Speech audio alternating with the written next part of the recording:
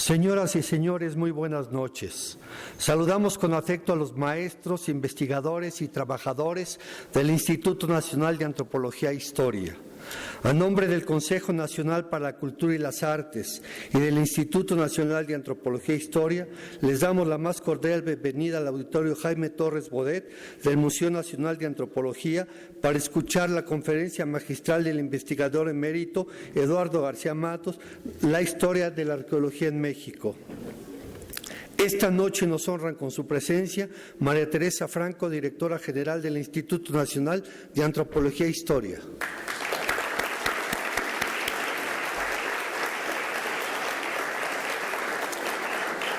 César Moeno, secretario técnico de nuestro instituto.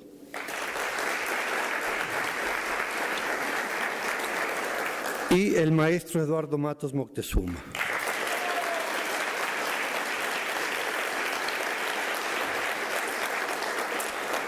La licenciada María Teresa Franco, directora general del INAH, nos dará las palabras de bienvenida.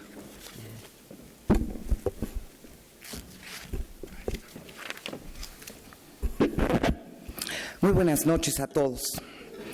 Querido gran Tlatoani, don Eduardo Matos Moctezuma, estimadísimo señor secretario técnico del INAH, doctor César Moeno, y compañeros del Instituto Nacional de Antropología e Historia y asistentes a una conferencia que tiene un sentido profundo en la conmemoración del 75 aniversario del Instituto Nacional de Antropología e Historia. Es muy difícil tratar de hacer una síntesis curricular de la vida académica de Eduardo Matos. Es muy difícil tratar de, en este momento con ustedes, dar una visión general de la vitalidad de una biografía íntimamente ligada al Instituto Nacional de Antropología e Historia. Ha sido el doctor Matos a lo largo de toda su carrera profesional un gran impulsor de la arqueología y de la investigación sistemática para el conocimiento de la cultura mesoamericana, pero yo diría que por el conjunto de intereses intelectuales de Matos de la cultura mexicana en general. Forma parte indiscutiblemente del grupo más distinguido de arqueólogos que a lo largo de su historia ha tenido el INAH. Obviamente los reconocimientos que tiene son muchísimos, desde luego el Premio Nacional de Ciencias y Artes, entre los que también lo recibieron está Alfonso Caso, Ignacio Bernal, Román Piñachán, estos dos últimos, por cierto, maestros de Matos Moctezuma, así como el antropólogo Rodolfo Stagenhagen, egresado también de la Escuela Nacional de Antropología e Historia. Son muchísimas las aportaciones significativas a la investigación, a la conservación y a la difusión de la cultura antropológica en nuestro país que Matos ha hecho. El primer ejemplo sobresaliente es el diseño y coordinación desde 1978 del proyecto Templo Mayor, a través del cual se emprendieron las tareas de excavación arqueológica de este recinto sagrado de la antigua Tenochtitlan, mismo que continúa vigente hasta hoy.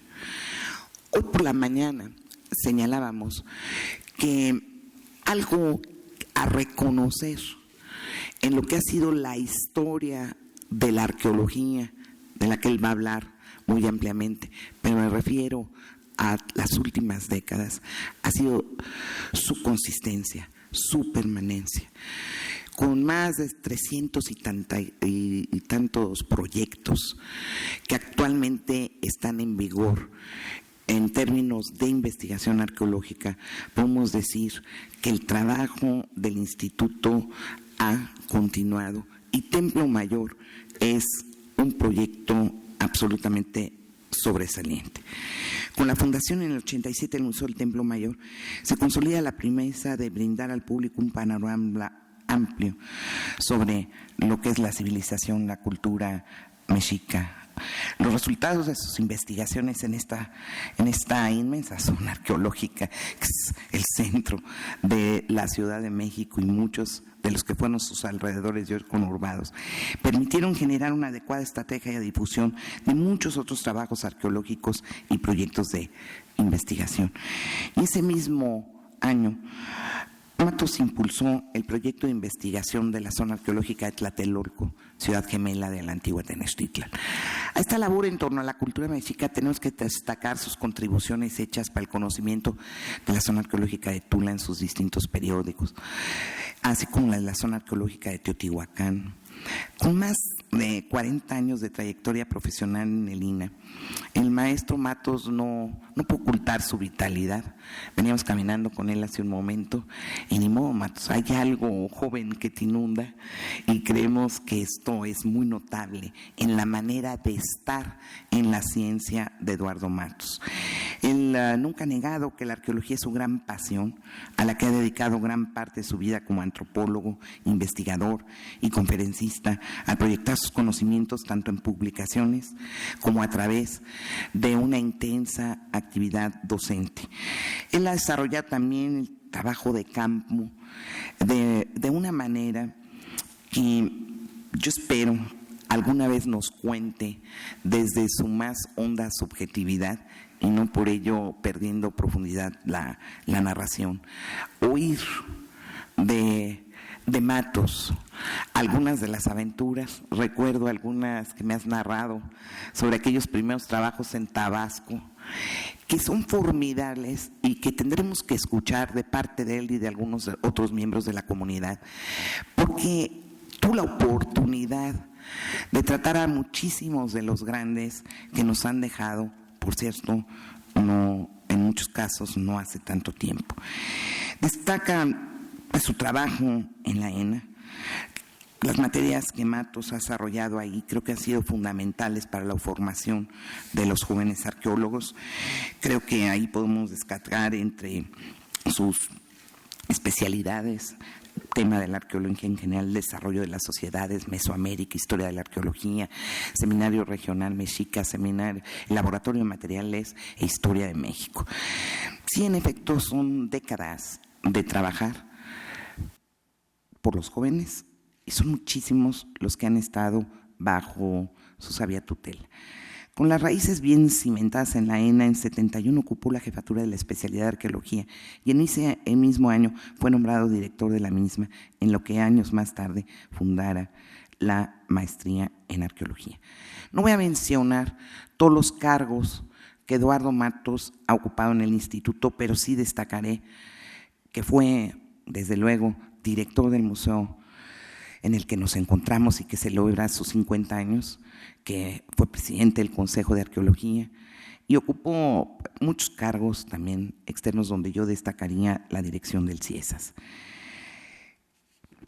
Él ha colaborado también con la Escuela de Restauración, Conservación y Museografía, donde creo que los enfoques que Eduardo Matos ha desarrollado son dignos de atención en esa escuela y donde tiene una raíz profunda sus contribuciones.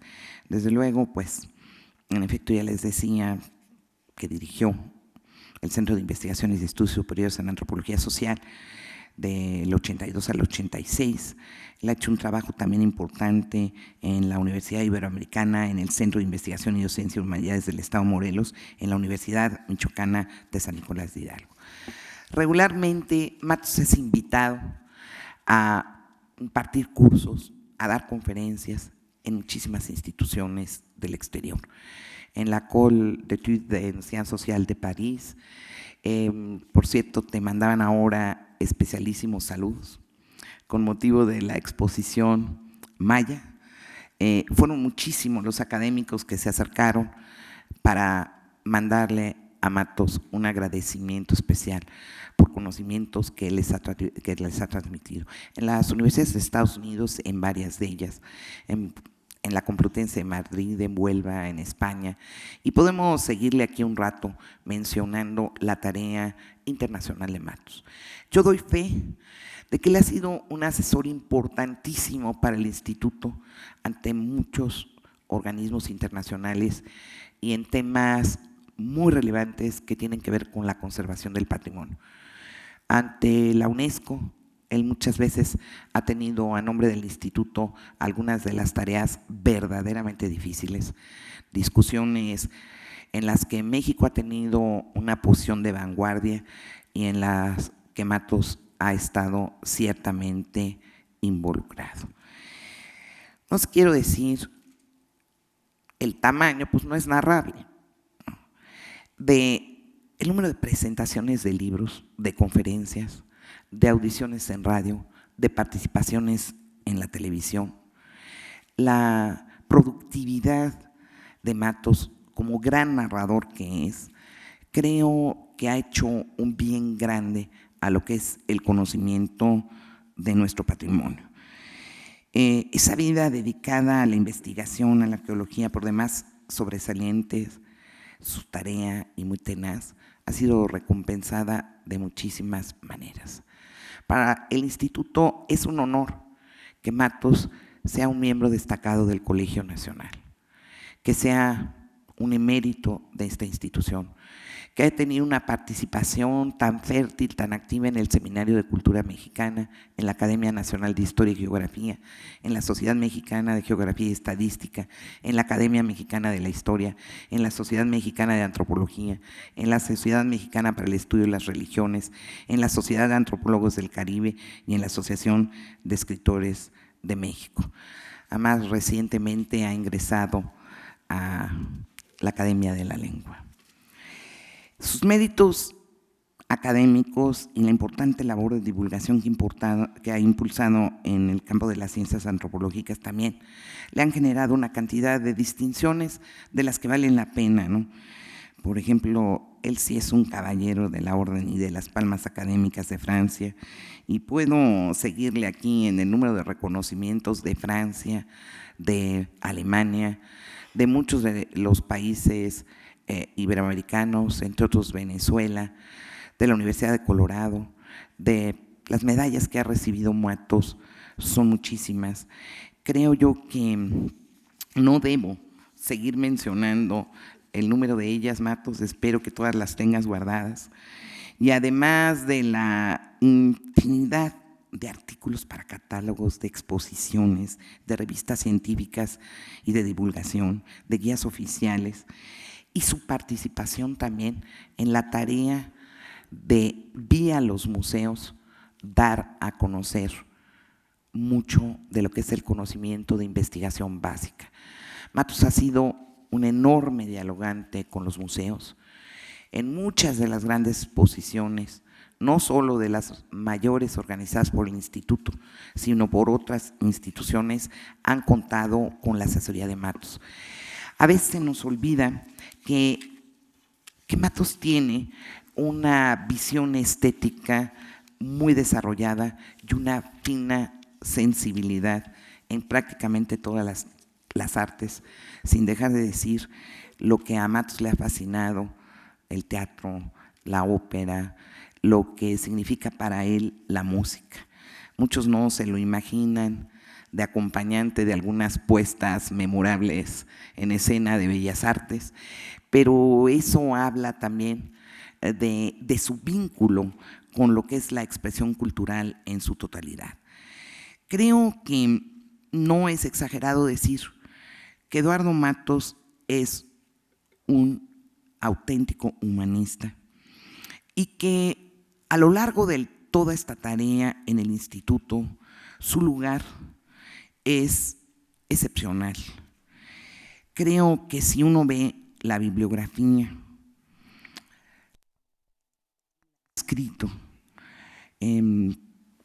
podemos decir, por ejemplo, no sé cuál te gustaría, Matos, son muchísimos: Los dioses que se niegan a morir, la arqueología y crónicas del Templo Mayor, la breve historia de la arqueología en México, los 50 años de la arqueología en México, el tríptico del pasado, que fue un discurso de ingreso al Colegio Nacional espléndido, las piedras negadas de la Coatlicue del Templo Mayor, los comienzos de la arqueología, o algunos de los libros que están aquí expuestos en términos de la relación de las culturas antiguas y particularmente la mexica con la muerte, o su preciosa historia de la arqueología en Mesoamérica.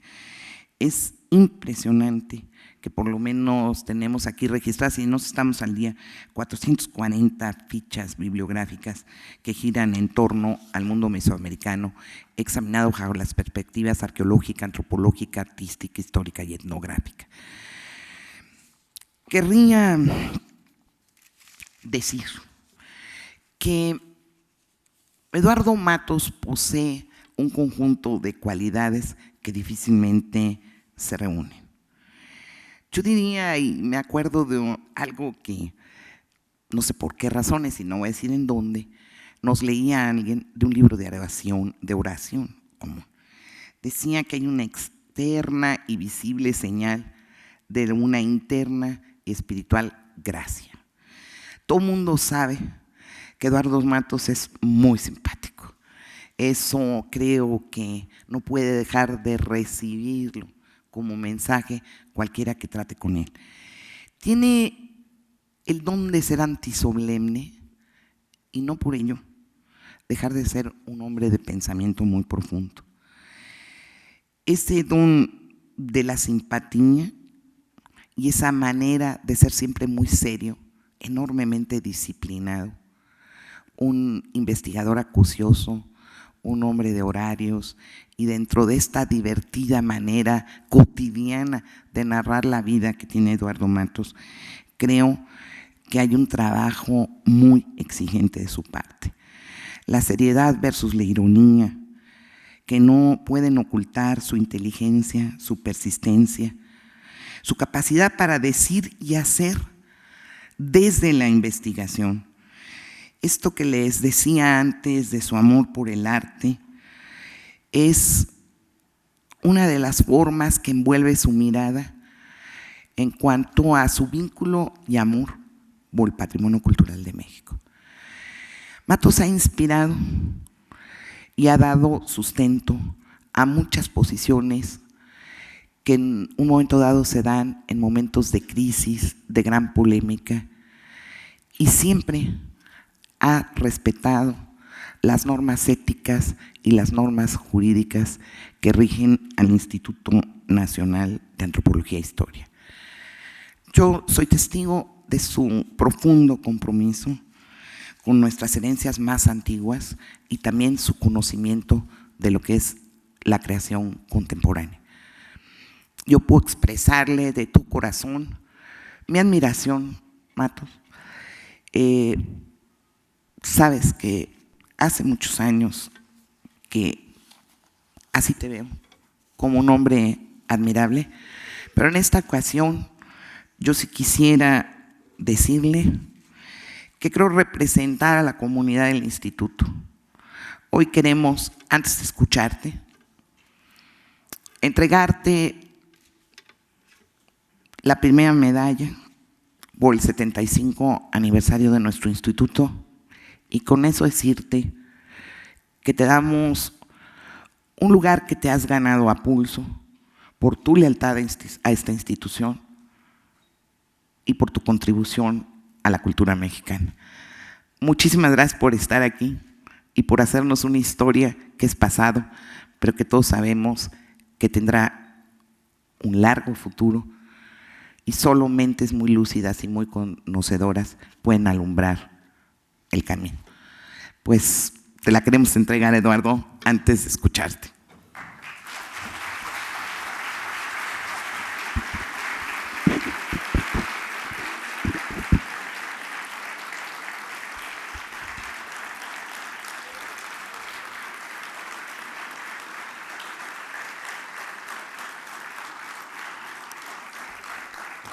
Bueno, le entrega no solo la medalla, sino un diploma al maestro Eduardo Matos.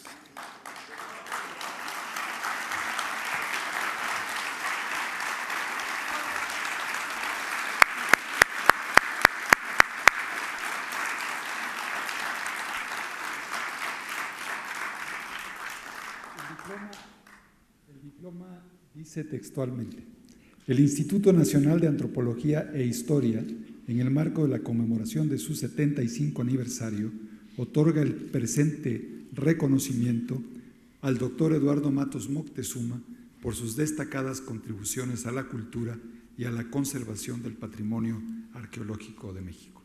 Ciudad de México, 29 de octubre de 2014. María Teresa Franco, directora general del INAH.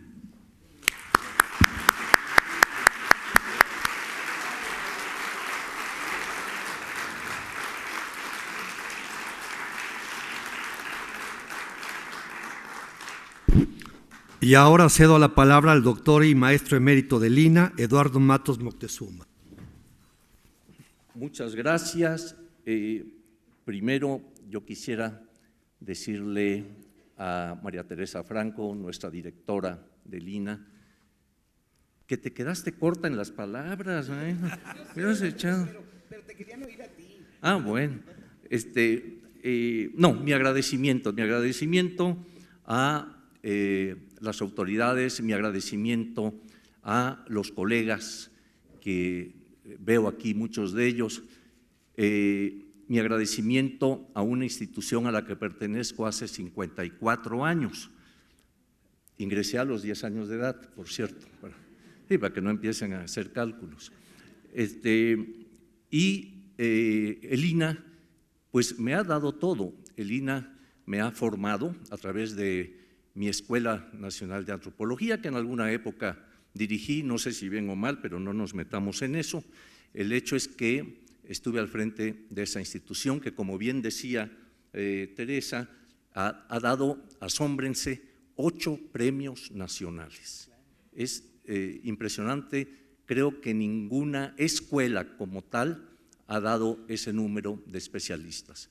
Los nombres, Ignacio Bernal, está también, digamos, de egresados de la ENA, está Santiago Genovés, Ignacio Bernal, Román Piñachán, Pablo González Casanova, que se graduó como historiador, Rodolfo Stavenhagen, que fue mencionado, tenemos también a Margarita Nolasco, recientemente a Roger Bartra y, bueno, yo que lo recibí también en 2007. Entonces, es impresionante que esa escuela, que a veces es muy criticada, en realidad haya dado tanto. Ahí nos hemos formado la mayoría pues, de los arqueólogos, antropólogos sociales, lingüistas, antropólogos físicos, que forman el cuerpo académico de nuestra institución y de muchas otras instituciones, inclusive a nivel latinoamericano.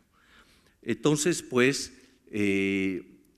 imagínense mi agradecimiento pues, a la institución, que además siempre hizo apoyo a través de investigaciones y de toda una labor que estuve desarrollando en ella o que estoy desarrollando en ella y que pues hay que seguir adelante. Pero para ir entrando en materia, para no atormentarlos mucho, no se asusten si empiezo con el siglo XVIII. Dirán ustedes, bueno, pero si es el INAH al que vamos a hablar, bueno, pero hay antecedentes que hay que observar, hay que ver, hay que aquilatar. Y entonces vamos a empezar viendo un panorama muy general. Fíjense que los que nos hemos dedicado sobre todo al estudio de la arqueología, por ahí anda Leonardo también, y yo y hay otros colegas, pero nos enfrentamos a un problema que yo lo menciono en mi libro, de la arqueología del México antiguo, que es una historia de la arqueología, y es que para escribir la historia de la arqueología en México se necesitarían 50 tomos de este grueso y puede que aún faltarían algunos más, ¿no? Porque es tan amplia, tan vasta, tan llena de aspectos metodológicos, técnicos, de historia, de detalles, de curiosidades, que en realidad es una tarea difícil querer escribir sobre esto. Entonces, pues, voy a empezar hablando en el siglo XVIII. ¿Por qué? Porque en ese momento se va a presentar un panorama, sobre todo en España. México aún era colonia del Imperio Español, ¿verdad? Se va a presentar un momento muy, muy importante, ¿no? Y ese momento va a comenzar con la presencia de Carlos III. Carlos III de España, recuerden que era un hombre de un conocimiento muy amplio, lanzó las reformas borbónicas, etcétera, pero dentro del campo que nos interesa, él, cuando era rey de Nápoles, fue quien ordenó las excavaciones de Pompeya y Herculano, y el museo que todavía hay allá en Nápoles, pues fue una obra precisamente de Carlos III. Y este rey pide también que se investigue todas sus colonias, su pasado, qué habían hecho los pueblos que habían habitado en esas colonias, etcétera. Instruye desde esa perspectiva a sus gobernadores, virreyes, etcétera, en ese sentido, ¿no?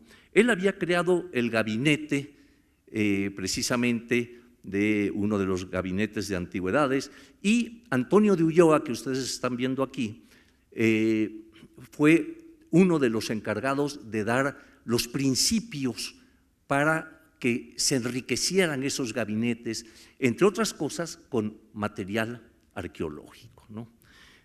Pero se va a dar un fenómeno interesante. Resulta que por aquel entonces, y precisamente estando Carlos III al frente como rey de España, van a empezar los enemigos de España a atacarla, y la van a empezar a atacar sobre todo en tres aspectos fundamentales, ¿no?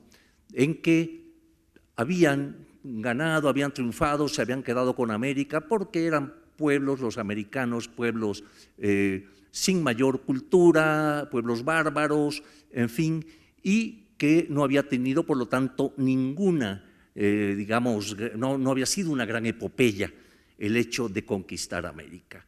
Y también les criticaban su ansia por el oro y la imposición brutal de la religión católica sobre los grupos indígenas. Quienes principalmente manejaban estos conceptos era primero el conde de Buffon, ¿no? Lo vemos por allí, y también William Robertson y Tomás Raynal. Allí falta De Pau, que va a ser violentamente atacado por Clavijero, como ahorita vamos a observar. Entonces estas personas están atacando a España todo el momento aquel de la Ilustración y demás, y vamos a poder ver de inmediato la respuesta que van a tener por parte de, de gente de la Nueva España, ¿verdad? Como es el caso de Francisco Javier Clavijero. Recuérdense que en 1767 Carlos III precisamente ordena la expulsión de los jesuitas de todos los territorios, y tienen que ir a refugiarse sobre todo a Italia, ¿no? Allá va Clavijero y es uno de los primeros que va a responder precisamente todas aquellas palabras que decían De Pau, Raynal, Robertson, etcétera, ¿no? Y lo hace a través de su Historia Antigua de México. Historia Antigua de México. Claro que el título, como esos títulos del 18, era larguísimo, pero ahora ya nada más se redujo a Historia Antigua de México. Y él presenta allí, trae sus disertaciones, que también las escribe, digamos, en esa época, trae toda una crítica muy severa a estas personas, y dice que ellos ni siquiera quizá habían estado en América, que están diciendo puras tonterías. Y cuando se refiere a De Pau, es terrible porque dice: este señor vierte palabras como un albañal, o sea, como un excusado, imagínense. Pero entonces el jesuita va a darnos esa historia antigua, donde por cierto nos proporciona algunas imágenes fantasiosas de lo que era, por ejemplo, el Templo Mayor, ¿verdad? Retoma también algo del conquistador anónimo, que al parecer jamás estuvo en la Nueva España, en fin, pero vaya, su respuesta es dar a conocer qué había aquí, que aquí había grupos, hace, digamos, todo un recuento de lo que era fauna, flora y demás, pero también de la historia mexica y otros aspectos, ¿no? Entonces responde directamente a estas cosas desde Europa misma, desde Italia donde él estaba, ¿no? Y viene otra respuesta, el de la arqueología. La arqueología que empieza a, digamos, había habido interés, inclusive recuerden que Sigüenza y Góngora había intentado excavar en la pirámide del Sol en Teotihuacán, ¿no? Nos lo reporta Boturini, don Lorenzo Boturini relata eso.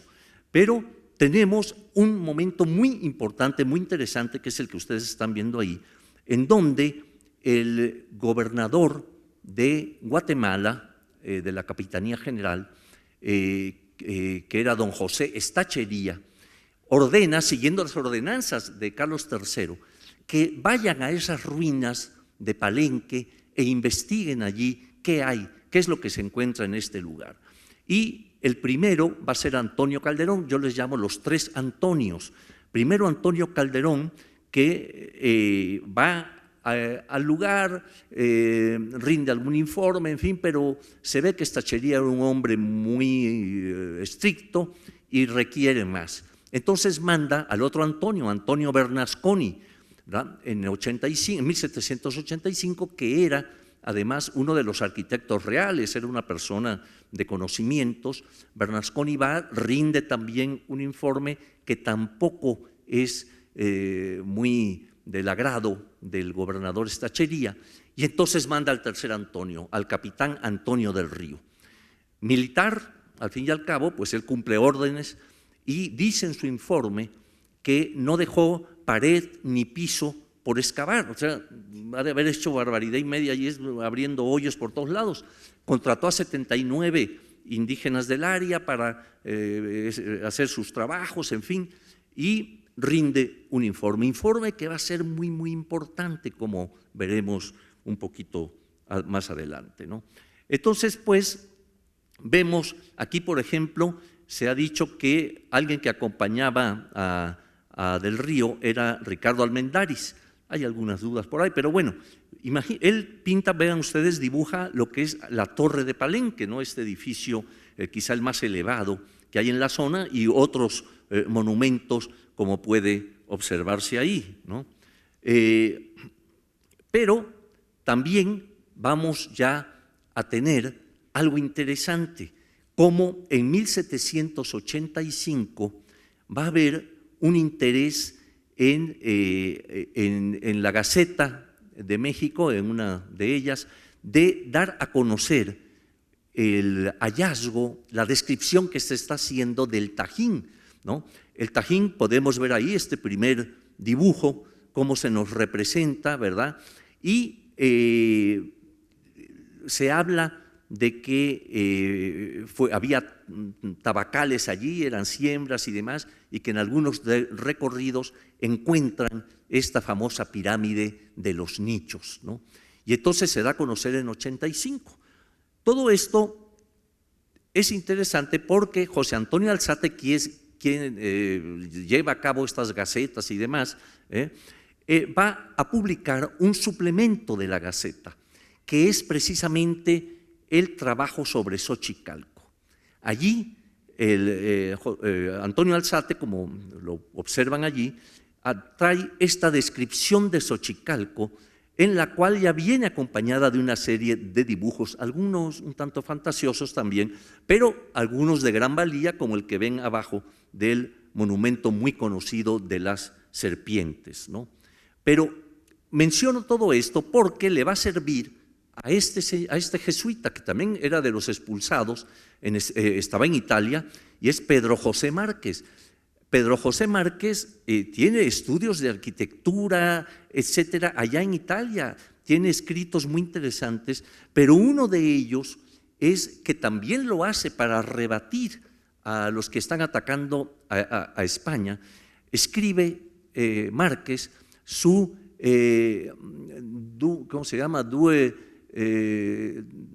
Monumenti de arquitectura, en fin, pero se refiere fundamentalmente al Tajín y a Xochicalco, para dar a conocer allá estos recientes, diríamos, hallazgos, ¿verdad? Y que se conozca que no eran pueblos bárbaros, sino que tenían ya una arquitectura, toda una cultura, etcétera, ¿no? Y se va a dar un hallazgo interesante. El año 1790, finales ya del siglo XVIII, y en ese momento reinaba en España Carlos IV. Carlos IV, que es el que está representado en el caballito de Tolsá, ¿verdad? Era un rey que no quería ser rey. Él se dedicaba algo a la relojería, muy en boga en esa época, que regalaban a los gobernantes un reloj muy de oro con cosas, y él hacía eso. Parece que no tenía mucho interés, y desde luego que no tenía las luces que tuvo Carlos III, su padre. Es decir, Carlos IV, pues parece que era más limitadón, o por lo menos no le hacía mucha gracia tener el mando. Aquí se le representa casi como un César romano, y desde luego, como digo, sin la brillantez del padre. A veces yo le explico a mis alumnos, para que no se confundan, que el rey es el que está arriba, para que no. Entonces, Carlos IV, sin embargo, va a tener una importancia en lo que atañe a nuestra arqueología. Resulta que han nombrado a Juan Vicente de Güemes Pacheco de Padilla, segundo conde de Revillagigedo, al frente de la Nueva España. Este era un hombre inteligente, quizá uno de los mejores gobernantes de la Nueva España, ¿verdad?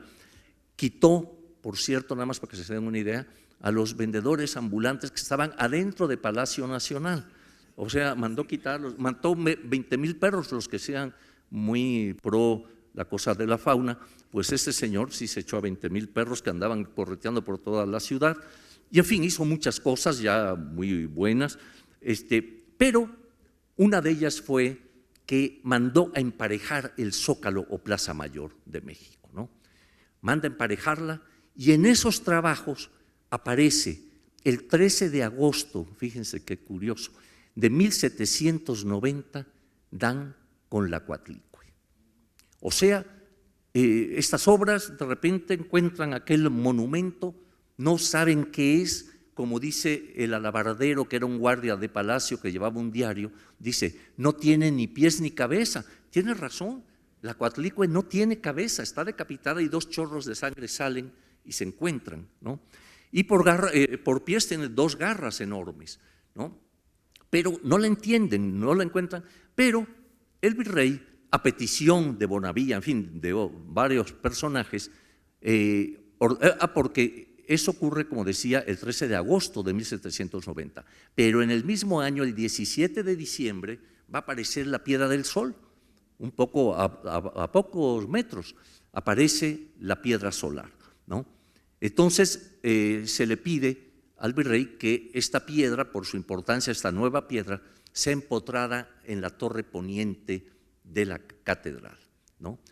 Y la otra, que la ven más monstruosa, no entienden bien, la mandan a los patios de la universidad. El hecho de haber colocado a la vista pública la Piedra del Sol y haber mandado un poco a esconder a la universidad la otra pieza, está obedeciendo a que con esa piedra, ¿verdad? Por eso decía yo la respuesta de la arqueología, con esa piedra se veía, como lo dice su estudioso, don Antonio de León y Gama, ¿verdad? En su libro, la descripción histórica y cronológica de las 2 piedras, allí dice claramente que lo motiva a escribir sobre estos monumentos que acaban de aparecer, el hecho de que vean los que están atacando España allá en Europa, los enemigos europeos de España, que vean que aquí hay un avance significativo, que son piedras talladas no con cinceles de acero, sino con otras piedras duras, y hace todo el estudio de ambas figuras, y más tarde aparece también, un año más tarde, la piedra de Tizoc, que va a incluir después posteriormente en una segunda edición, ¿no? Pero entonces vemos cómo estos monumentos, aquí vemos sus grabados de esa descripción histórica y cronológica, es, digamos, el retorno de estos materiales que ya no van a ser destruidos como lo eran en el siglo XVI. Ahora se les va a respetar, claro, para conveniencia española, ¿no? ese calendario, esa piedra, dice que es un círculo perfecto, tiene la cuenta de los días, etcétera, para que vean que sí eran avanzados. Ahora imagínense, los españoles basándose en los monumentos indígenas para, digamos, para defender o para defenderse de aquellos ataques. Finalmente, como decíamos, esta piedra, ven ustedes allí abajo en la catedral, cómo está clavada precisamente en la torre poniente. En cambio, la Coatlicue es enviada al patio de la universidad, que vemos ahí en un grabado, una pintura de Pedro Gualdi, ¿no? Entonces, queda ahí, podrán observarla en la esquina de acá, en la esquina de la ¿qué es? Izquierda de ustedes. Por allí se alcanza a ver un poco el monumento. Si quieren enterarse más de qué características tuvo esta piedra, pueden leer un libro que escribimos Leonardo López Luján y yo sobre 6 grandes monumentos mexicas, en los cuales a él le tocó escribir sobre la Coatlicue, a mí sobre la Piedra del Sol, en fin, pero ahí se relatan pormenores, detalles y diversos aspectos relacionados con todo esto. Fray Servando, que tiene nombre de calle, Fray Servando Teresa de Mier, es muy importante porque Fray Servando pertenecía a la orden de los predicadores, es decir, Fray Servando era dominico, era muy bueno para hablar al público y entonces lo invitan un 12 de diciembre de 1794 a que diga el sermón en honor de la Virgen de Guadalupe en la Basílica. Y allá va Fray Servando, nada más que antes se había reunido con un señor Borunda, que yo creo que estaba medio Lucas Borunda, bueno, que había dicho que Quetzalcóatl, no sé qué, total, que llega Fray Servando, están las autoridades españolas, está ahí el obispo, todo, ¿verdad? Y Fray Servando se le ocurre, pues ya sentía la cuestión independentista un poquito, ya era muy rebelde, y entonces les echa un rollazo a los que están presentes ahí,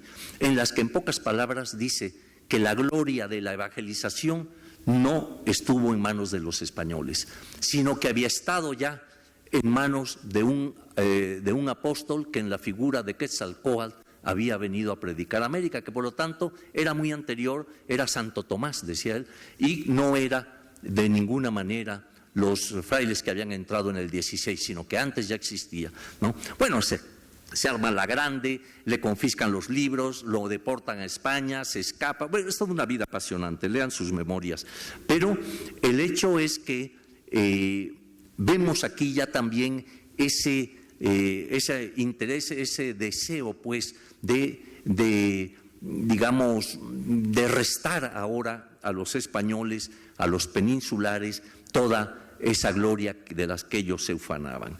En 1803 llega Humboldt, aquí venía de todo su viaje por Sudamérica y va a estar recorriendo aquí algunos lugares que mencionan, no los recorrió, pero en fin, el hecho es que pues dentro de sus estudios hay cosas muy atinadas, también hay errores muy de la época también, pero él se lleva algunas piezas para el gabinete del rey de Prusia, en donde quedaron depositadas y me imagino que todavía estarán por allá. Y tenemos una figura que es muy importante, que es Guillermo Dupé. Dupé va a hacer 3 grandes recorridos ya allá por 1806, 7, por ahí, va a hacer 3 grandes recorridos y nos va a dejar toda una serie de descripciones y de dibujos, etcétera, de esos recorridos. Dupé es muy importante porque pues ya es quizá de los últimos que tiene en cierta forma el apoyo también de la corona para poder hacer sus investigaciones, sus recorridos, figura realmente destacable dentro de la arqueología nacional. Y vamos a dar un salto, vamos a llegar ya al México independiente, es decir, ya ha ocurrido muchas cosas y tenemos aquí un personaje realmente relevante dentro de la arqueología mexicana, que es don Leopoldo Batres, ¿no? era capitán de caballería, de lanceros, de Juárez, ¿no? Y bueno, su familia era muy amiga de don Porfirio, es la época del porfiriato, ¿no? Y él va a crear la primer inspección de monumentos, ¿no? Hacia 1884-85, por allí va a fundar la inspección de monumentos, que va a tener a cargo muchos aspectos precisamente de ver la condición de los monumentos, de que no se extraigan, o sea, ciertas normas para el trabajo arqueológico. Aquí se saltó esto. Bueno, también, bueno, aquí vemos nada más lo que es esta piedra que había permanecido empotrada en la torre poniente de la catedral. Todavía hay un letrero ahí que señala, y una barra que señala a dónde llegaba digamos, la parte inferior de la piedra, ¿no? Y hay un volante que se llama El adiós y triste queja del gran calendario azteca.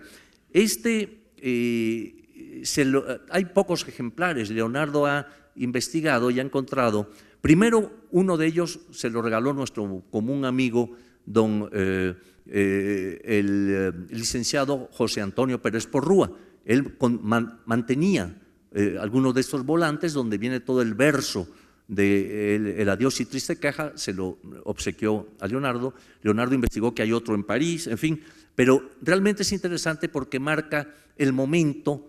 Eso del adiós es porque lo van ya a quitar de la torre poniente Batres y se lo va a llevar al museo digamos, de arqueología en la calle de Moneda, ¿no? Aquí vemos también cómo el mismo Batres va a hacer los descubrimientos en el año 1900, atrás de la catedral, en la famosa calle de las Escalerillas, ¿no? Ahí tenemos algunos de es casi como un diario de campo, va relatando día a día lo que va encontrando con fotos, etcétera, ¿no? Y un plano muy importante, porque se ha atacado mucho a Batres y sí tiene cola que le pisen, pero hay algo muy importante, es de los primeros en que trata de ubicar a los objetos bidimensionalmente. O sea, los arqueólogos siempre ubicamos nuestros materiales a partir de tres, digamos, líneas, ¿verdad? Profundidad, le damos nombres, X, no sé qué, Y, Z, pero para que el objeto quede ubicado allí en el espacio, ¿no? Entonces, él aplica esto en la calle de las Escalerillas, pero desde una perspectiva bidimensional, solamente con dos medidas, ¿no? Esta es una foto memorable. Batres trabaja en Xochicalco y allí lo tienen, es el gordo del centro, que como ven tenía su campamento ahí, hecho con tablas del Museo Nacional, porque en una de ellas se puede leer que era algo ahí del museo o algo así. Bueno, pero ahí pueden ver abajo también algunos de sus trabajos en la Pirámide del Sol, en Teotihuacán, que él comienza hacia 1905, ¿no? Ahora, hay un hecho muy importante porque es un antecedente inmediato de la ENA y de lo que será el INAH. Es decir, esta Escuela Internacional de Arqueología y Etnología que van a, digamos, a establecerse con el apoyo del gobierno de México. Era todavía don Porfirio, ya le faltaba poco para irse, pero con el apoyo del gobierno porfirista y el gobierno de Francia, el gobierno de Prusia, la Sociedad Hispánica de América y 3 universidades norteamericanas, que eran Pensilvania, era Harvard y Columbia, ¿no? Entonces, allí, pues, bueno, estos son los trabajos de otro gran especialista, de Maudslay, ¿verdad? Ahí lo vemos implementando como su lugar para investigar una de las pirámides, pues el interior, ¿no? El primer director de esa escuela internacional es Edward Seller, que ven ahí, y Celia Nuttall va también a andar por ahí apoyando mucho. Celia Nuttall es la que tiene la patita parada, allí esa foto maravillosa con su… sí, ¿no? Y además es la que estudia un códice y otros que alguno lleva su nombre, el Souche Nuttall. Pero son personajes que allá por principios de siglo 1910, 20, van a estar muy presentes, y Seller es el primer director de la Escuela Internacional. Después le va a seguir un gran antropólogo norteamericano que es Franz Boas. Boas es el que va a pedirle a Gamio, dentro del seno de la Escuela Internacional, que haga trabajos estratigráficos, ¿no? Y entonces Gamio se va a dar a esa tarea.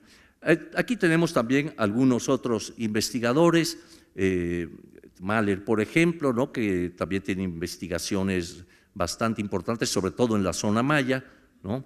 El Museo Nacional, que venía funcionando desde años atrás. Aquí vemos algunos de sus directores, de otros ya no pudimos encontrar fotografías, ¿verdad? Pero en ese momento, a principios del año 11, de 1911, por fin, bueno, la revolución había estallado el 20 de noviembre del año anterior, y aquí vemos a don Porfirio en el Ipiranga retirándose hacia Europa una vez que ha declinado y tiene que salir del país. Viene la revolución. La revolución va a ser muy importante, revolución y antropología, como pueden ver ahí. Aquí volvemos otra vez a Seller, ¿no? Con todo el equipo de la Escuela Internacional. Vemos abajo la foto en donde él va acompañando. Ahí vemos una figura interesante, que es esta señorita Isabel Ramírez Castañeda, que hablaba el náhuatl y que también hizo trabajos arqueológicos. Esta Escuela Internacional tenía alumnos de Alemania, de los países que patrocinaban, ¿verdad? Y lo que es interesante es que ya se hacían allí estudios, y el enfoque que estaban dándole Boas, Engelrand, Tozer, todos los que habían sido sus directores, era que se hiciera una antropología, ¿verdad?, integral, es decir, los lingüistas, ya estaba ahí algún lingüista, J. Alden Mason, yo lo conocí ya muy grande, a J. Alden Mason, que se formó en esta Escuela Internacional. Y así había varios antropólogos, digamos lo que ahora llamaríamos antropólogos sociales, ¿verdad?, arqueólogos, etcétera. O sea, ya era la simiente de que la antropología tenía que tener estas ramas en su interior, ¿no? Ahí tenemos a Franz Boas, ¿verdad?, que es, digamos, el segundo director, y es el que le va a pedir a Gamio que haga estudios en Azcapotzalco. Don Manuel va a Azcapotzalco y hace su estratigrafía, sus trabajos, hace varios pozos y demás, y ahí tienen ustedes una de las primeras estratigrafías que se hace para poder entender lo que había en ese lugar. Él define ahí que hay 3 niveles, uno muy profundo, que era lo que llamaban cultura de los cerros, lo que ahora llamamos preclásico, otro teotihuacano y finalmente el azteca hasta arriba. Pero ya lo está probando con trabajos de este tipo, ¿no? Ya, y él mismo, Gamio, recomienda, dice, cualquier trabajo científico debe hacerse estratigráficamente. Quizá aquí jugó algún papel Engelrand. Engelrand, que también fue director, fue el tercer director de la Escuela Internacional, era geólogo, ¿no? Fíjense nada más, ya en esa época, principios del siglo, tenían ya toda esta concepción, ¿no? Pero Gamio la va a capitalizar. Gamio va a decir, muy bien, ahora vamos a poner en práctica todo esto que he aprendido. Él se gradúa en Columbia, allá por 1921, lo ayuda mucho Celia Nuttall, la de la patita levantada con sus y va a crear este proyecto. Este proyecto es importantísimo porque es el primer proyecto ya en la práctica, ya con un sentido específico de un estudio integral. Gamio lo que hace es que va a invitar, además hace un equipo multidisciplinario, en fin, invita minerólogos, invita geógrafos, invita arquitectos. Marquina, Ignacio Marquina, va a estar con él colaborando ahí. Pablo González Casanova, padre, el padre de Pablo y de Enrique, está ahí como lingüista, precisamente. O sea, se crea ya todo este equipo porque ya no se concibe, imagínense, desde esa época, en 1917 empieza Gamio el proyecto en Teotihuacán, ya no se concibe que la antropología es nada más alguna rama de ella, no, que la conforman varias ramas como la lingüística, antropología física, etcétera, etcétera, ¿no? Bueno, aquí vemos a don Manuel de chiquito, luego de adulto y luego de padre, como se dice ahí, y tiene una virtud muy grande. Divide el país en 11 zonas, pero no nada más al azar, sino que él ve que sean áreas por investigar que tengan alguna cosa en común culturalmente, por situación geográfica, etcétera, ¿no? Entonces, en la población del Valle de Teotihuacán, que así se llama su proyecto, él escoge Teotihuacán como ejemplo de la zona central, que la ven allí en rojo más o menos, no la veo bien, pero escoge de que el ejemplo va a ser Teotihuacán, ¿no? Y la estudia desde el momento prehispánico, el colonial y el moderno. El moderno para esa época, 1917, la revolución todavía estaba por ahí, echando balazos, ¿verdad? Pero Gamio va a dividir el país en esas 11 áreas. La segunda que se iba a investigar era Oaxaca, los valles de Oaxaca, fíjense, también como ejemplo del área correspondiente, ¿no? Que ven ahí en verde abajo, ¿no? Bueno, entonces, dos categorías son para él fundamentales en su estudio, que son población y territorio. Son las dos bases fundamentales que él va a utilizar para su concepción integral de la antropología. Entonces ahí tienen una de las primeras ediciones, el área de investigación, él excava en la ciudadela y encuentra lo que es el llamado templo de Quetzalcóatl.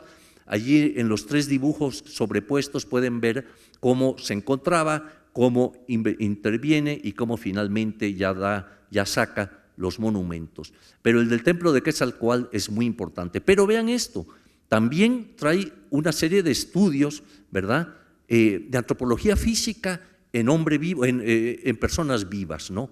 Y trae todo el estudio con fotografías, etcétera, y trata de implementar una serie de mejoras, ¿no? Aquí vemos cómo se hacen los talleres allí en Teotihuacán para enseñarles a hacer cerámica, para enseñarles, en fin, varios aspectos, ¿no?, de artesanía para que pudieran tener una mejora social. O sea, era una antropología comprometida y aplicada. Claro, era ya producto de esta revolución, de este movimiento que empezaba a descubrir al indígena, ¿verdad? Y lo vamos a ver también en la pintura, por ejemplo, en el arte, en la pintura de Diego, en la pintura en muchas otras expresiones, en la música, etcétera, ¿no? Pero él invita a Goitia, aquí lo vemos, a que vaya allá, para que dibuje también lo que son todas estas cosas, estos monumentos, las danzas que todavía se bailaban allí, ¿no? Goitia lo hace y ahí tenemos pues en el tomo moderno de esos 3 tomos que publica Gamio, pues vemos ahí también la expresión dancística, ¿no? En este caso y muchas otras cosas más. Pero pasado aquel momento, pues van a pasar varios años, en fin, y llegamos al momento en que gobierna Lázaro Cárdenas. Lázaro Cárdenas, como saben, pues está más comprometido con el aspecto campesino, con el aspecto, en fin, inclusive indigenista y demás, y entonces va a conjuntar algunas dependencias que andaban por ahí para formar en 1939 el Instituto Nacional de Antropología, ¿no? La Escuela Nacional se había creado un año antes, en 1938, en el seno del Politécnico, del Instituto Politécnico Nacional, también creado por Lázaro Cárdenas. Entonces, pues, el INA surge con, un año más tarde se le anexa la escuela al instituto y ya queda como parte de él, igual que el Museo Nacional, en fin. Y a partir de ese momento vamos a ver una serie de trabajos ya institucionalizados, ¿verdad? Porque ya se cuenta con la escuela para formar gentes en las 4 ramas de la antropología, que por eso decía la importancia de Gamio y la población del Valle de Teotihuacán y de la Escuela Internacional, que ya planteaban que tenía que haber los lingüistas, los antropólogos físicos, los sociales, el arqueólogo, etcétera, haciendo esos trabajos como los había implementado Gamio en Teotihuacán. Y entonces, uno de los primeros trabajos que el INA va a enfrentar es ni más ni menos que el de Jorge Acosta en Tula. Empiezan a encontrar en Tula, Jorge Acosta empieza a excavar, la Sociedad Mexicana de Antropología se reúne para apoyar los trabajos, para discutir, hay una discusión ahí, que si esta era la Tula mítica, etcétera, y Jiménez Moreno, don Wigberto Jiménez Moreno, mi maestro de historia antigua, plantea, hace el estudio y plantea que esa es Tula Xicocotitlán mencionada en las fuentes y que no era Teotihuacán como algunos creían, ¿no? Entonces, allí empieza un poco la simiente de la llamada etnohistoria ahora, cuando Jiménez Moreno, ya después ya la va a implementar más, pero en un principio él aporta ese dato junto con la arqueología, el dato de los análisis de documentos históricos, códices y demás, ¿no? Y llegamos así ya a los años de 1950 en adelante, en donde el INAH, sobre todo en los años 60, va a tomar un auge sin precedente, ¿no? Es decir, perdón, aquí me salté. En primer lugar, allá por los años 50 hay algunos hallazgos interesantes. El de Alberto Ruz, uno de los grandes arqueólogos del INAH, inclusive defensor del patrimonio arqueológico. Quiero decirles un detalle: Alberto Ruz fue detenido y metido al bote, perdón, a la cárcel, qué lenguaje, bueno, lo meten al bote porque defiende que en Chichén Itzá quieren hacer no sé qué cosa, una cosa rara. Él se opone, ¿verdad? Y lo detienen ahí un rato porque no permite pues que eso se lleve a cabo. Pero quizá la gran obra de Alberto Ruz es el descubrimiento de la tumba de Palenque. Independientemente de lo espectacular de esto, lo importante para la arqueología estriba en que Ruz abre el panorama de que estos monumentos que aparentemente eran masivos, estas pirámides, en ocasiones no lo son, sino que en su interior pueden contener tumbas como la que él está encontrando hacia mediados del siglo XX, ¿no? Y pues uno de los grandes arqueólogos que el INAH dio. También tenemos otro personaje, Ignacio Marquina, ¿no? Marquina, arquitecto, ya había colaborado con Gamio, publica una de las obras que es, digamos, ya un clásico de la arqueología mesoamericana, la arquitectura prehispánica, ¿no? Todos hemos consultado su obra, sigue siendo una obra señera, o sea, por excelencia. Yo tuve la suerte de colaborar con él. Por cierto que lo nombran, él había sido director del INAH, y le tocó cosas muy peliagudas como los restos de Cuauhtémoc. Entonces, que él finalmente dijo, no son, después de los estudios que se habían hecho, salieron en la prensa, hay que fusilarlo por la espalda, como traidor a la patria, porque el señor defendía una verdad científica. Bueno, pues ya era una persona grande, ya tenía más de 80 años, cuando lo nombran director de monumentos prehispánicos. Y el doctor Eusebio Dávalos, que había sido ya después director del INAH por muchos años, por cierto, primer graduado de la Escuela de Antropología, se graduó con la tesis de la deformación craneana entre los tlatelolcas, el primer graduado. Creo que el examen duró como 4 horas porque no sabían cómo era, porque era el primer graduado. Bueno, pues pregúntale tú más. Pues total que se pasó como 4 horas, pero finalmente le dieron, creo que cum laude o algo así. El hecho es que don Eusebio, en un momento dado, nombra a Marquina al frente de monumentos prehispánicos. Marquina acepta, imagínense, tiene una experiencia de toda la arquitectura mesoamericana, y entonces me invitan a mí. Yo era un muchacho joven, guapo, inteligente, en fin. Bueno, ya lo que dijo Tere, ¿no? Todo eso. Entonces, un día me manda a llamar a Dávalos y me dice, oiga, joven, quiero que usted se haga cargo de la subjefatura de monumentos prehispánicos. Le quiero decir que el arquitecto Marquina es el que va a ser director. Y yo tenía 26 años, 27 años. Yo me quedo sin hablar y digo, oye, doctor, pero seguro que soy yo. O sea, sí, a usted, joven. Yo dije, ay, bueno, pues sí, acepto, claro que sí, con mucho gusto y más con Marquina. Entonces ya empezamos a trabajar. Y al rato ya me di cuenta, porque empezaban algunas alabanzas. Entonces decían, no, fíjense, qué bien lo hizo el arquitecto en tal asunto, pese a su edad, 80 años, lo hizo muy, muy bien. Si había algún error bueno, ¿qué pasa con Matos? Pues es el joven que debe advertirle al otro, ese es un hombre grande, ¿qué pasa? Entonces, total, que nunca me llegaba la gloria, porque todo era a mi gran y admirado maestro Marquina, y con mucha razón, ¿no? Pero bueno, allí está esa obra clásica de la arqueología mesoamericana, y desde luego el museo. El museo, sabemos, estos días se ha estado celebrando, aquí está Antoine, como le digo, Antonio Saborit, que lo dirige actualmente, y sabemos que allá por 1964 va a hacerse esta obra creo que fue en 18 meses. Pedro Ramírez Vázquez realizó realmente una obra imponente con la idea de mostrar el mundo prehispánico abajo y el mundo indigenista arriba, en el segundo piso. Desgraciadamente, el mundo indigenista casi nadie lo visita, que se quedan por acá abajo y es una lucha para que puedan subir, porque hay cosas realmente maravillosas ahí. Y aquí ven fotos de algunos de los traslados, el mal llamado Tlaloc, que pareciera ser una Chalchutlicue, y la Piedra del Sol, cuando es sacada del Museo Nacional en la calle de Moneda para venir a su nueva sede.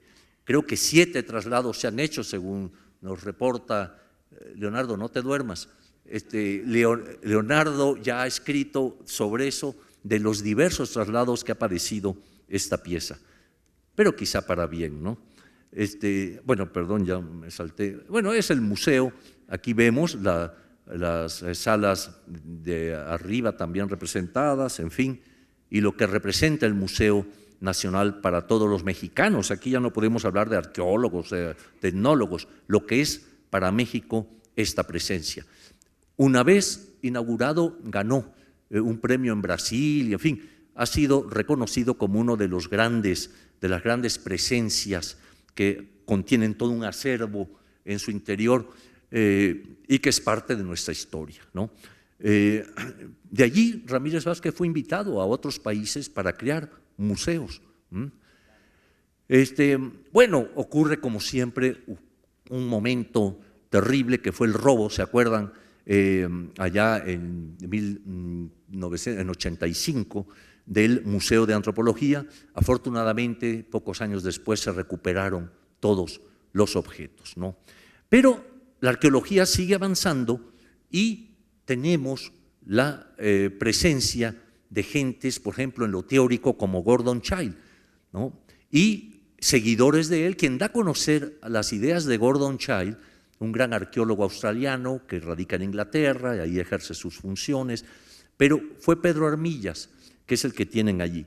Pedro, con un aparato de fotografía aérea, fue uno de los grandes arqueólogos mesoamericanistas. Venía de la Guerra Civil Española, pero esto de las nuevas técnicas es impresionante porque en los años 60 es una cantidad, un cúmulo de tecnologías que se van a implementar en lo teórico, en lo práctico. Ahí lo vemos, como decía, con el aparato de foto aérea para poder, es un elemento que usamos mucho los arqueólogos y que se usaba a partir prácticamente de los años finales de 50, principios de 60, y quien le da un buen impulso es José Luis Lorenzo, ¿no? Esto es otra cosa, aquí no se ve nada, es un cuadro de Bartra. Bueno, pues no hay nada. Bueno, aquí vemos lo de la fotografía aérea y demás, y los recorridos de superficie, que también en los años 60 se van a implementar, el settlement patterns o algo así le llamaban en inglés. Pero aquí vemos un recorrido previo que hacen estos personajes, ¿no? Blom, Lafargue, ¿no? Sin la ayuda de fotografía aérea se van y hacen todo un recorrido maravilloso allá por los años 20, 30, de parte de Mesoamérica, y se van a pie, ¿no? Y llegan pues a escribir sus resultados. Pero fíjense una cosa interesante, es Pablo Martínez del Río el primero que usa la foto aérea, una foto fija, pero ven allí la foto de Tlatelolco. Él va a escribir Tlatelolco a través de los tiempos y va a trabajar en 1945, 46 por ahí, a instancias de Barlow, de Robert Barlow, que es el que lo invita a que hagan estos trabajos en Tlatelolco por la importancia que el lugar tiene, ¿no? Y don Pablo reúne un grupo, Antonieta Espejo, Griffin y otros más, para poder hacer estos trabajos. Y bueno, yo tuve la suerte de trabajar ahí a las órdenes de Paco González Rull, ¿no? Y después vienen, por ejemplo, ya cosas muy modernas, ¿no? Ya usando los satélites, por ejemplo, en este caso para Teotihuacán, ¿no? En donde ya realmente toda esa tecnología aplicada a la arqueología, no solo en ese aspecto, también en el fechamiento, ¿no? En la prospección, en fin, en una serie de aspectos, cómo va siendo importante todo esto. Y el INAH lo ha sabido implementar. En ese momento también vemos los trabajos de Milon, de René Milon, en Teotihuacán, precisamente con los recorridos de superficie. Es un trabajo muy importante que él hace allá por 1962-64, en el cual busca tres cosas. Uno, hacer el plano de la ciudad. Segundo, ver su crecimiento. Tercero, ver su densidad poblacional, ¿no? Y nos da entonces los primeros resultados desde esa perspectiva, ¿no? Otro trabajo es del Teotihuacán Valley Project de William Sanders, ahí lo vemos, que también va a implementar, va a hablar de las áreas simbióticas en sus trabajos, también en Teotihuacán, ¿no? Entonces, pues como ven, todo esto va implementándose, el INAH realiza trabajos y Ignacio Bernal, otro de nuestros grandes arqueólogos, va a llevar a cabo el proyecto Teotihuacán al mismo tiempo que estos dos personajes están haciendo sus trabajos allá por los años 60, ¿no? Bernal además fue director del INAH, pero había trabajado en Daizú, en Yagul, en varios sitios, pues, y de todos ellos hizo las publicaciones correspondientes. Estamos editando sus obras completas en el Colegio Nacional. Matos me pusieron ahí. Bueno, yo trabajé allí en Tula, pero recuerden que el gran trabajo de los años 40 lo hizo Jorge Acosta.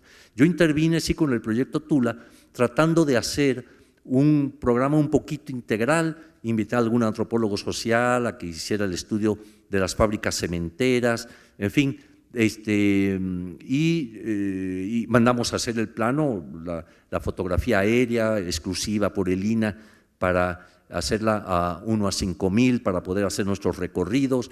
Ahí trabajó, en algún momento estuvo Enrique Nalda, Juan Yadeun, digamos, colaborando, Pastrana, Alejandro Pastrana, todos ellos también de nuestra institución, ¿no?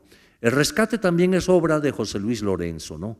Se hicieron muchos trabajos de rescate, el de Malpaso, a cargo de Carlos Navarrete, allí colaboré yo con él, y también la New World Archaeological Foundation estuvo presente. Este es el juego de pelota doble que me encomendó Carlos Escavar y que tiene dos canchas para para jugar al mismo tiempo, ¿no?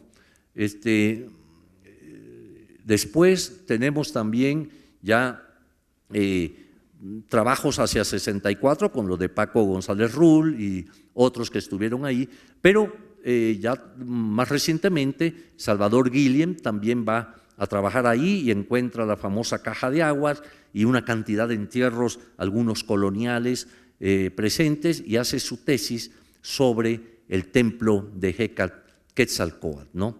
Estos rescates arqueológicos han sido importantes porque han permitido salvar en buena medida, que es una de las funciones de nuestra institución, los monumentos, ¿no? Aquí tienen cuando se encontró el templo de Quetzalcóatl, que permanece en la estación Pino Suárez. Ahí se puede ver porque el INAH peleó que se debía quedar en ese lugar, ¿no? Después ya vienen otros aspectos como el programa de arqueología urbana. Yo lo implementé hacia 1990, ya muy reciente, como parte del proyecto Templo Mayor. Entonces, allí viene algunos de los trabajos hechos en la Casa Cultural de España, en donde se encontraron estos vestigios y que piensa también Raúl Barrera, quien está ahora al frente, que podría estar ahí los restos del Calmecac. Después ya vemos ya en el área de Templo Mayor que se continúan las excavaciones hasta que viene el 2 de octubre, no se olvida, de 2006, en que el programa de arqueología urbana encuentra esta monumental escultura de la diosa de la tierra, de Tlaltecutli, ¿no? Entonces, de lo que era un programa de rescate, ya se convierte en un proyecto de investigación arqueológica. En ese momento tengo que decidir quién se va a hacer cargo de este trabajo. Hice mis listas, ¿verdad?, para ver quién era el tapado, y dije, bueno, fulano tiene tales características, ¿no? Y realmente había una persona que era la que tenía que hacerse cargo de esto por su conocimiento de lo mexica, porque había estado conmigo desde los 14 años de él, 14 años de edad, había estado conmigo en el proyecto Templo Mayor y tenía además un amplio conocimiento de las fuentes históricas, y dije, no, quien va a cargar con esto es Leonardo López Luján, ¿no? Digo, a ver, Leonardito, ahora es cuando, y ahí está, y ahí sigue, y ahí va a seguir con el apoyo de la dirección del INAH, ¿no? Dijo, porque no es, la excavación cuesta. Entonces, ya para terminar, porque creo que ya estoy aterrorizándolos, aquí vemos varios trabajos que se hicieron en aquella época. Por ejemplo, el trabajo de don Jorge Acosta en Teotihuacán, coordinado por Ignacio Bernal, que excavan toda la calle de los Muertos, etcétera. Yo lo colaboré con don Jorge ahí, me tocó excavar la parte de abajo, el de los caracoles emplumados, don Jorge me lo encargó, ¿verdad? Y pues allí tenemos toda esa presencia, y actualmente, ya para irme acercando al final, tenemos también los trabajos en el interior de la pirámide de la Luna, ¿no?, que hicieron Saburo Sugiyama, Rubén Cabrera. Ahí estuvieron varios arqueólogos colaborando y que dio unos resultados interesantísimos, como ven, varias etapas constructivas, en fin, toda una presencia.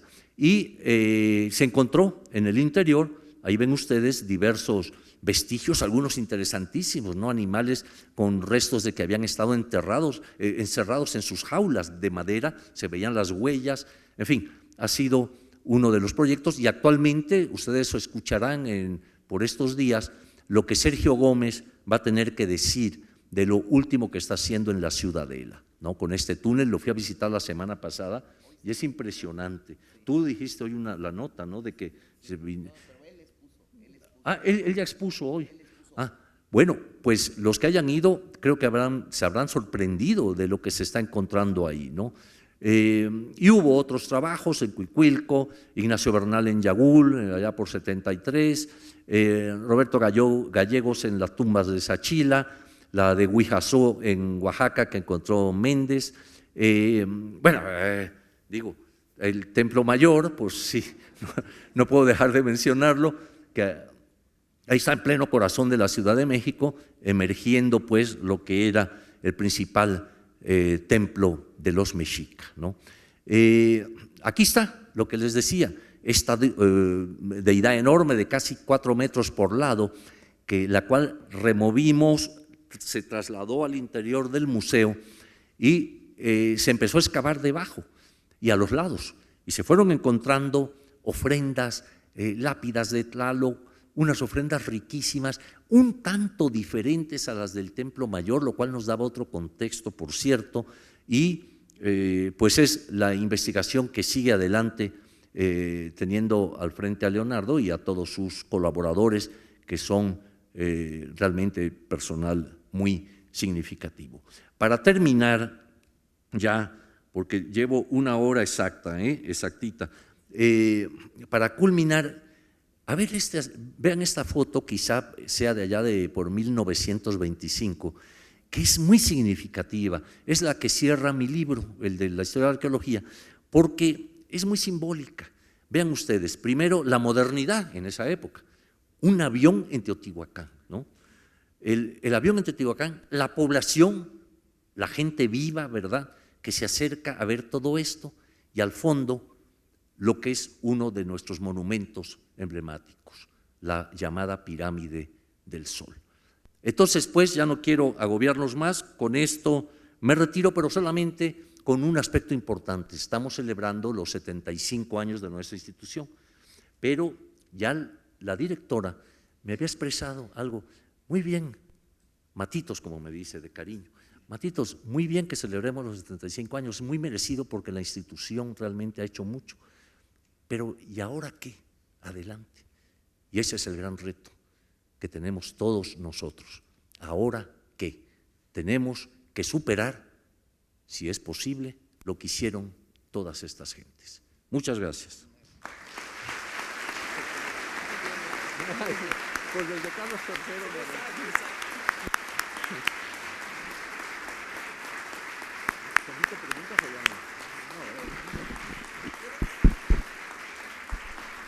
Gracias. Gracias, doctor. Sí. de bonomía. ¿Quiere hacer comentario o hacer alguna pregunta? A ver, hay que ver porque primero que yo ya no veo y segundo con las luces como preso de frente. ¿Hay alguien que quiera preguntar algo? Creo que no. Allá, sí. Están apagados los micrófonos.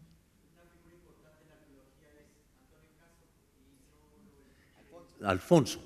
Antonio era el hermano que era filósofo. Tienes razón, qué bueno que me llamas la atención porque tienes toda la razón. Es más, Alfonso Caso es el gran creador de instituciones. Crea el INA, fíjense, se me había olvidado. Bueno, aquí me manda una tarjeta que dice, ¿desapareciste acaso? Pues sí, y crea después el Instituto Nacional Indigenista en 1949, ¿no? O sea, que es efectivamente una de las, y ahí sí pido una disculpa, ¿no? Porque realmente sí me lo salté. Ya está saldada la cuenta. ¿Alguna otra pregunta? Ya no, si no hay un tanguarniz allá afuera, allá, sí.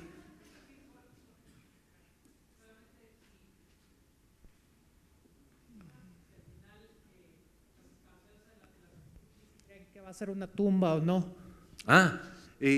Mira, planteábamos en un principio, Leonardo y yo, que podría ser por una serie de datos, no nada más porque se nos ocurriera. Había una cierta base para preguntar, como es una fecha que tiene allí, por un contexto que está hacia la etapa 6 más o menos, que corresponde a Huizotl, en fin, varias cosas. Y las excavaciones han continuado y van a continuar. Y esperamos que el dato salga, ¿no? Le iba a echar el paquete a Leonardo, bueno, que le responda a Leonardo, pero pues vamos a esperar. Los mexicas incineraban a sus tlatoanis, no es como en Palenque, en que está el esqueleto y se encuentra un esqueleto real y entonces todo, sino que era cenizas o huesecillos calcinados, entonces era muy, bueno, es difícil poder tener así la certeza. Además, el mexica y desde Teotihuacán no eran muy dados a hacer así tumbas como Palenque y el personaje el principal, sino que los enterraban allí en una posición fetal, en fin. Entonces, es una tarea difícil, pero esperamos llegar a buen puerto. No sé si hay otra pregunta por ahí. Ya no. Bueno, vamos a ver. Pues ya, ¿verdad? Además de volverle a aplaudir al gran maestro Matos, los invitamos a una copita.